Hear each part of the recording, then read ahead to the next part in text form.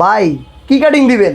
ভাই জামাই কাটিং দিয়ে দেন। ও জামাই কাটিং, বাহ জোস তো। দোস্ত তোর দোকানে আইছে চুলটা কাইটা দে, অনেক বড় হয়ে গেছে দেখ। আয় হায়, তুই আমার দোষ কইছস? তোর কষ্ট হয় নাই বন্ধু?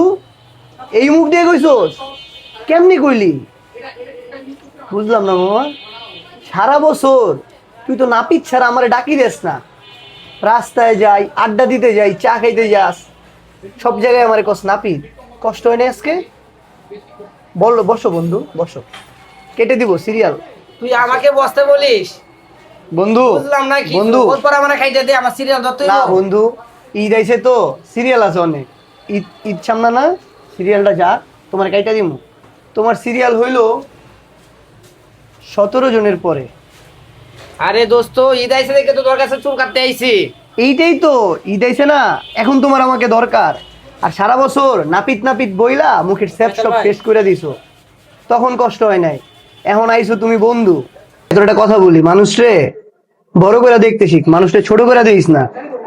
মানুষরে তোরা এমন ভাবে ছোট করে দেখোস মানুষের পেশারে, কেন নাপিত কি আজকে তোর দরকার লাগে নাই? দরকার লাগছে। প্রত্যেকটা মানুষের সম্মান দিতে শিখ, তাহলে সম্মান পাওয়া যায়। ঠিক আছে, বসো বন্ধু, মন খারাপ করো না বন্ধু, বসো বসো বুঝলাম না, তুই আমারে বসতে বলিস? বসো বন্ধু। আমার সিরিয়াল ধরতে হইবো তোর একটা ওই যে দোকানে। একটা জামাই কাটিং দিয়ে দিব, তোর ওর দোকানে মতো, আমার সিরিয়াল ধরতে ওর মতো একটা জামাই কাটিং দিয়ে দিব। ওর পর আমার বসো। খাইতে দে।